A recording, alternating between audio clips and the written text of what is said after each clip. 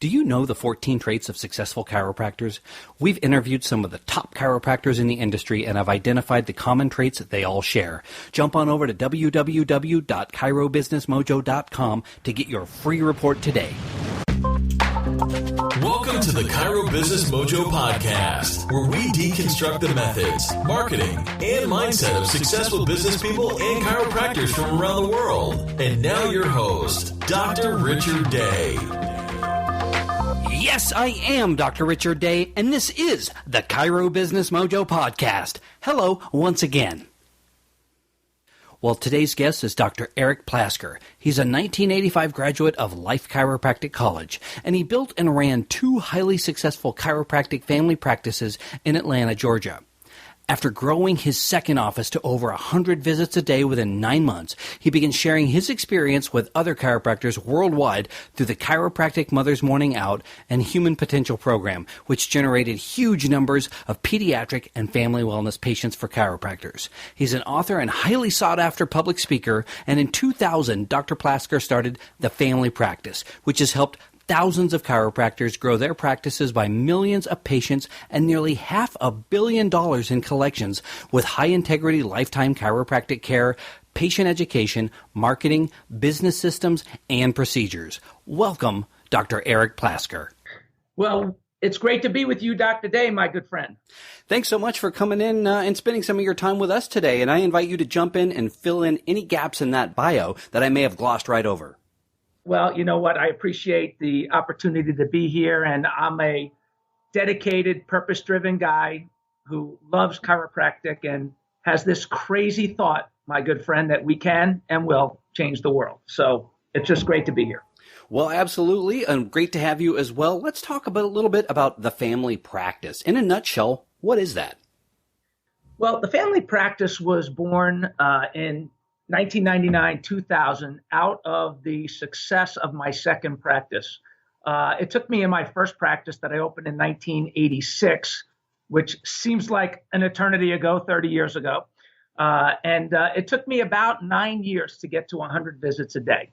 And then when I opened my second practice, it took me 9 months to get to 100 visits a day, right in the heart of Marietta, Georgia, surrounded by all of the more chiropractors per square inch than probably any other place in the country and maybe even the world. And because of our ability to grow and get people under lifetime care and families under lifetime care, a lot of the profession just wanted to know, hey, what is going on over there? What are you doing? Can you share it with me? And so we started packaging up these pieces, these elements that were helping us, contributing to our success, made them available to chiropractors. And the next thing you know, we had this whole package of resources that became the family practice. Wow, what a great story. Do you mind sharing with us just maybe one of the things that you learned that made such a difference in your first practice to the success of your second practice? Yes, absolutely. The first practice, I thought I had to do it all by myself, that it was passion only. And then I realized after I hired my first CA by her coming in for an interview and the phone was ringing while I was running around like a chicken without a head. And I looked over at her and I said, you want a job? She said, sure. I said, get the phone.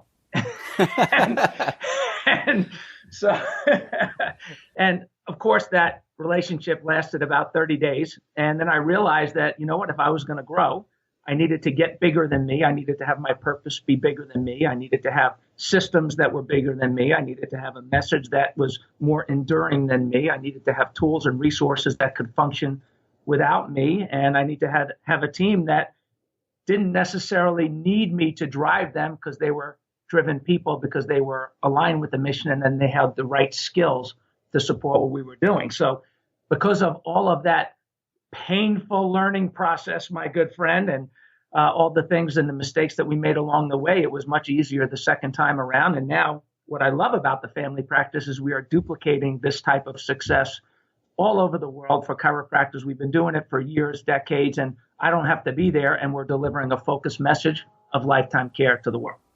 Well, you obviously come in contact with a lot of chiropractors, and what is the most common thing you're seeing that's keeping chiropractors from being successful? It's a great question, and I think there are several things that come to mind here. First of all, we tend to be a very self-centered profession. We are self-focused. We talk to ourselves. We yap at ourselves. We're very peer-centered, and instead of being people-centered and patient-centered. I mean, we're in the service business, and our customer is the patient. It's not in people wanting a philosophy degree, especially a chiropractic philosophy. It's not in people that want to necessarily be lifetime patients. It's people that they want to be healthy. They want to enjoy their family. They want to be able to be productive in the world. They want security. They don't want to be sick. They want to be financially viable and healthy. They want to enjoy the good things of life. And of course, chiropractic care plays a key role in that. So I talk a lot about in our seminars, in the lifetime patient system, in the family practice, about the difference of peers versus people. And because we are not as people-centered, well, we are at the family practice, the 100-Year Lifestyle is a very people-centered message. But because in general, we're very peer-centered and self-centered, we are not connecting with the planet the way that we should, the people in our community the way that we should. So I would say that's the first thing, is we need to become patient-centered, people-centered, because they're our customers and we need to reach them. They desperately need what we have. Should I continue? Yeah, throw one in, another one in if you don't mind, because I see that a lot, but I know there's a little more. So yeah, jump right in. Okay. The next thing is we have a tendency to want to do everything ourselves and hodgepodge things together. We're like a patchwork. And that becomes a problem because it creates confusion. We'll get a web from this place, a patient education piece from this place, and we're like bouncing all over the place trying to assemble something. And it ends up being a patchwork that becomes confusing to the public, going back to that peers versus people conversation. It becomes confusing to the public. And we think that people don't want what we have, but the reality of it is we're just confusing the heck out of them, and confused people don't decide. So what becomes important is that we stop hodgepodging.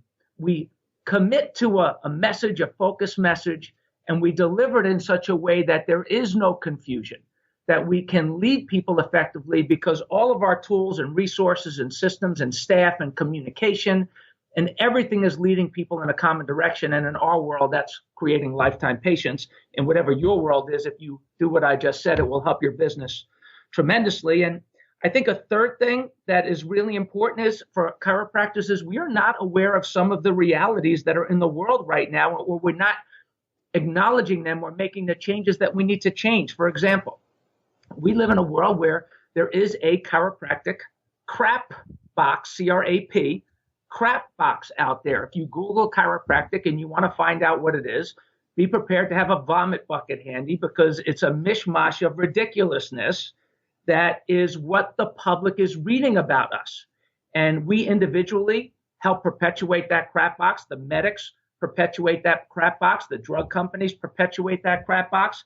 And the public is seeing that crap box. So it's a level of confusion that we must acknowledge. That's why our core messaging must be crystal clear about how we want it to be, and so strong that it keeps people out of this crap box. And then listen, the reality is also is insurance. The writing has been on the wall for decades. We need to be very, very strong in how we deliver our cash-based piece of our practice. Well, let me ask you this. Let's stick with that message of really becoming clear. How do we become clear? How do we make it clear for our patients what it is, what our message is? Well, here's a good thing to do. When you walk in your office, before you walk into your office, close your eyes, hold your nose, spin around 5 times. You might want to hold on to something so you don't fall down. And then go into your practice, maybe a little bit dizzy, just like a patient, and look at everything for the first time. And then evaluate with honesty. Is your practice messaging from what's on your walls, the books in your reception room, the posters, your procedure, your report of findings, your re-exams, what's on your website, your social media? Is there a level of streamlined congruency through every piece of your practice? If there is, then your dizziness will clear up immediately. And if it's not, you will realize, which will be a great realization, that you have a lot of work to do. And that work will be meaningful for your practice, and it will help give you the business mojo that we're talking about here today, that you are so eloquently bringing to our profession. And so I think that's a really important thing to do. And then the other thing is that look around your community. One of the other challenges that comes up in communities today, like in our community here, and it's in every community, the bigger brands are moving in, the healthcare brands. We have Northside Hospital is opening up urgent care centers all over the place in little doc-in-the-box settings. We have Well Street, Wellstar, Kaiser, all these different places. And it's getting harder and harder for the individual with an individual message to stand out in the crowd.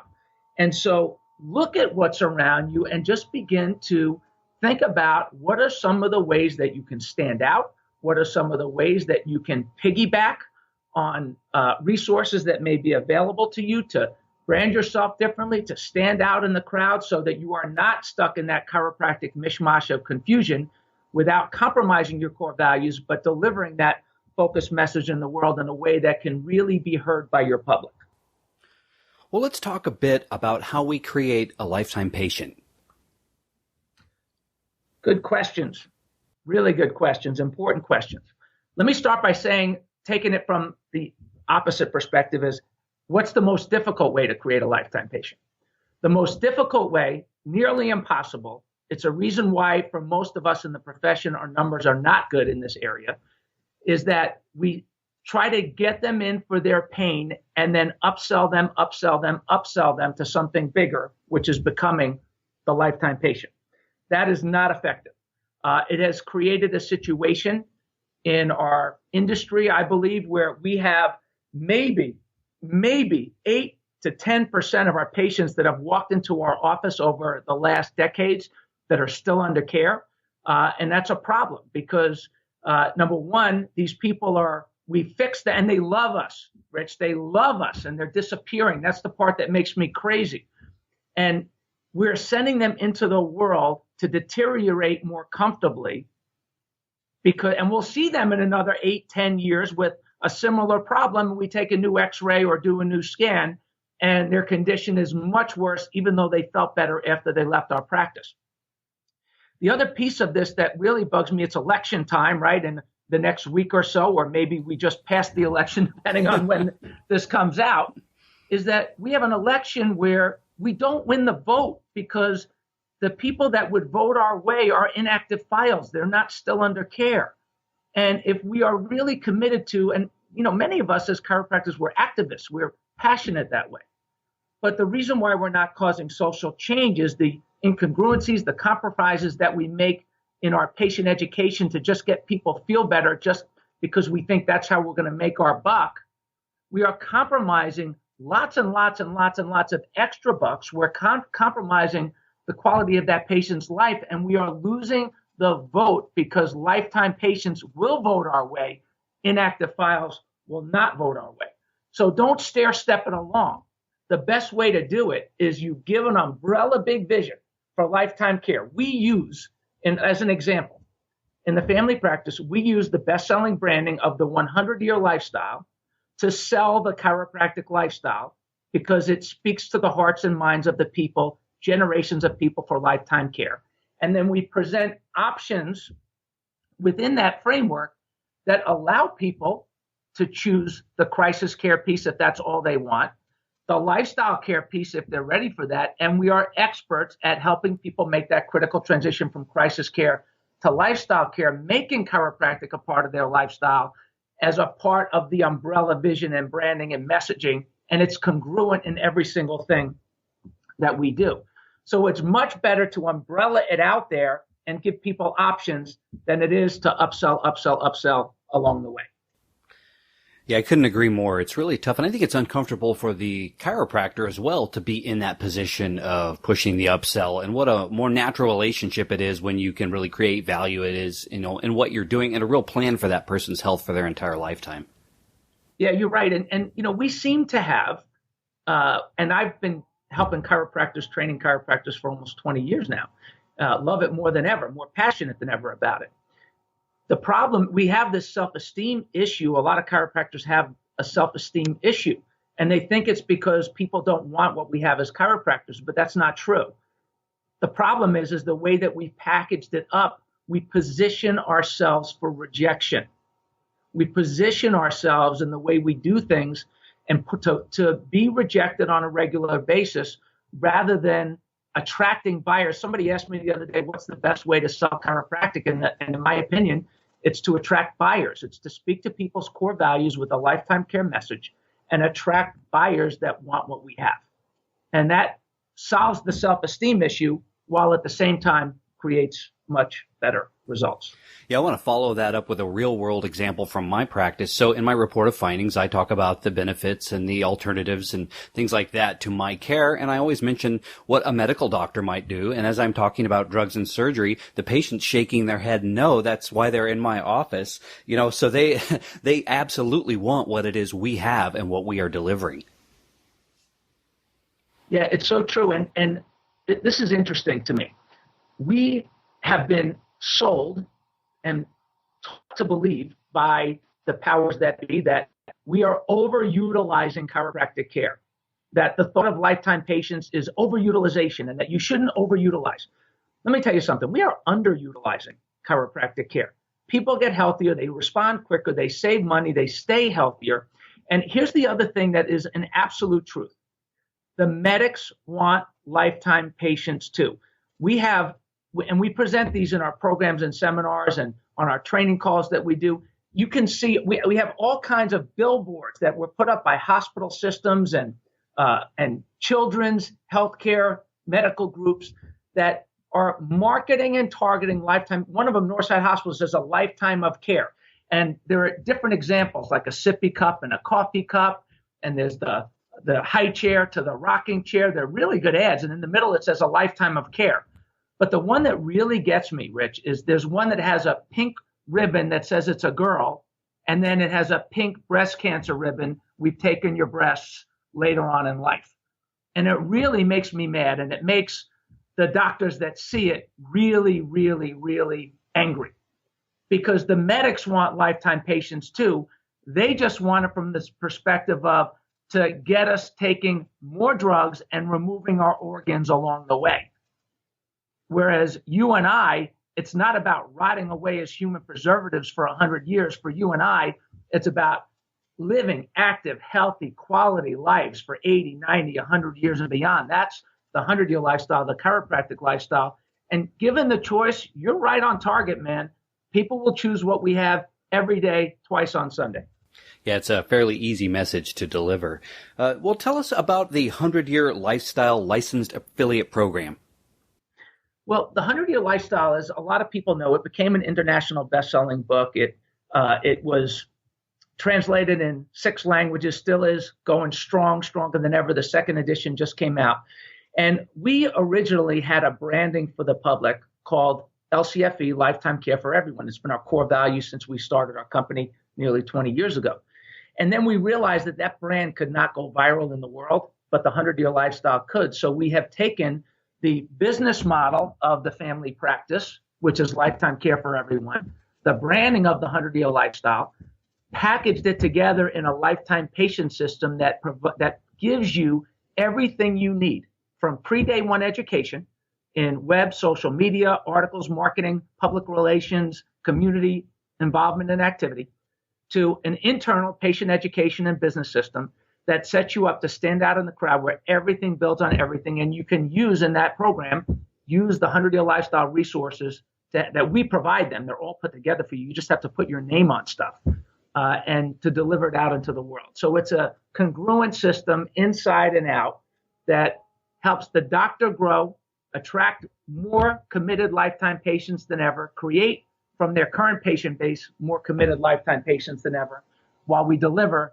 collectively a focused, non-dilutable chiropractic message in the world.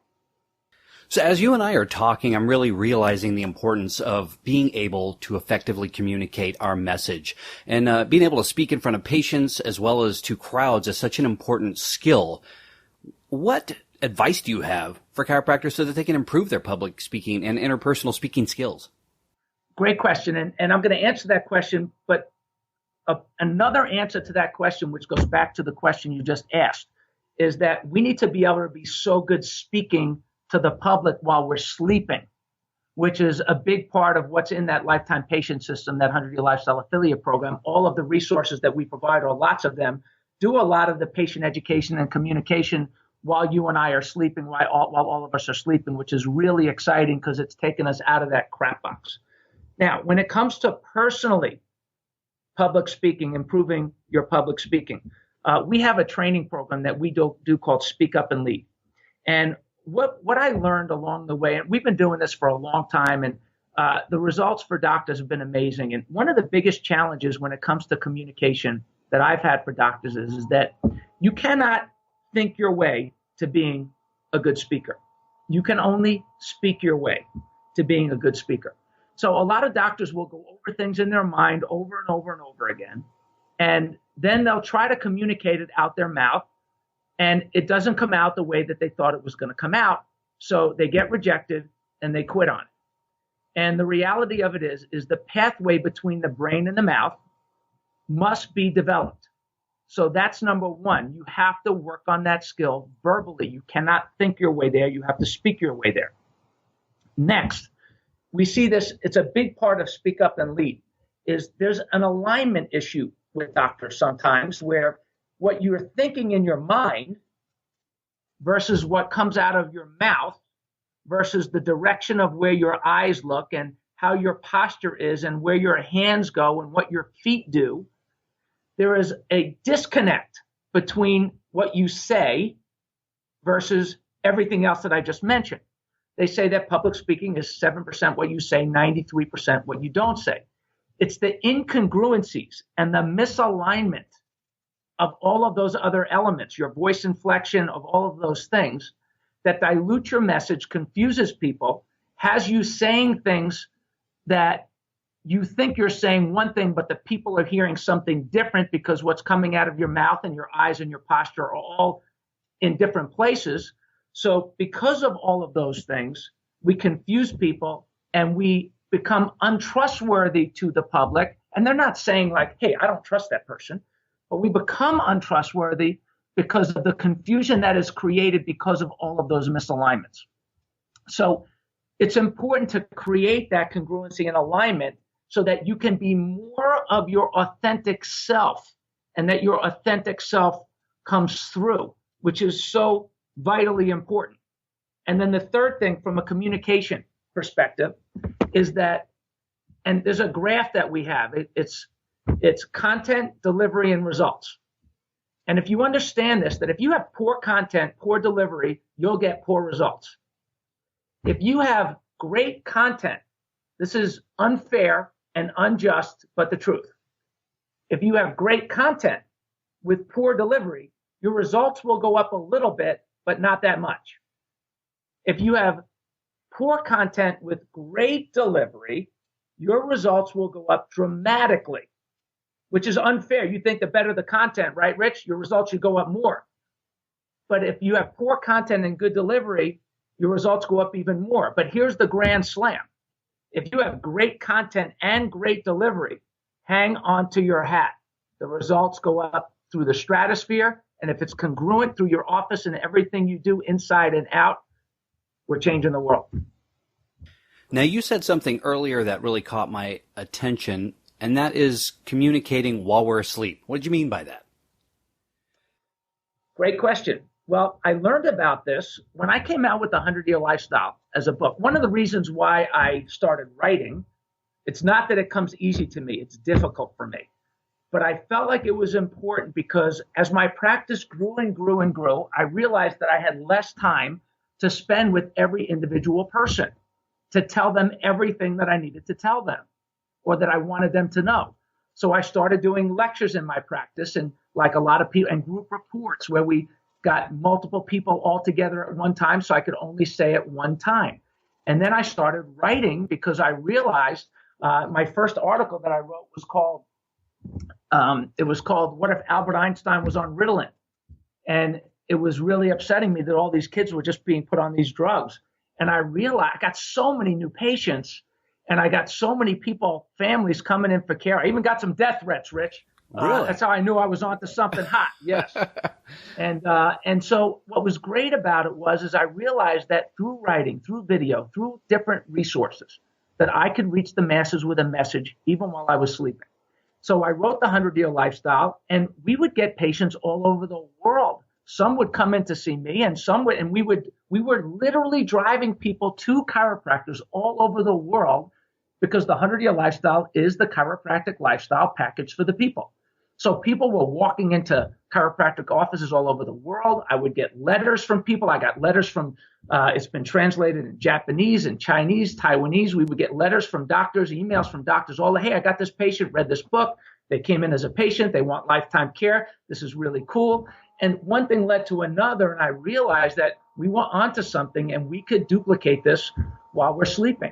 So we built on that, and we created the Longevity Solution audio program that was published by Nightingale Conan, and they distributed it all over the world. We created patients for all kinds of chiropractors, even while we were sleeping. And then we built this content marketing system that we're driving through our affiliate offices right now. We're getting 400,000 article views a month with content that is chiropractic content that is creating lifetime patients while we're sleeping. So we live one of the way the world has changed. That's what this podcast is all about, which is a great avenue for people. Chiro Business Mojo, great stuff for people, is it's pre-day one education. We live in a world where people are doing their homework before they ever get to see us. They're coming in already decided what they want. So why not give them the resources that stand out in the crowd, that are outside the crap box, that gets people to be decided about lifetime care before they ever set foot in your office? Well, we hope you've enjoyed part 1 of our interview with Dr. Eric Plasker. Make sure you check back with us tomorrow for part 2. Thanks for listening to the Chiro Business Mojo podcast at www.chirobusinessmojo.com.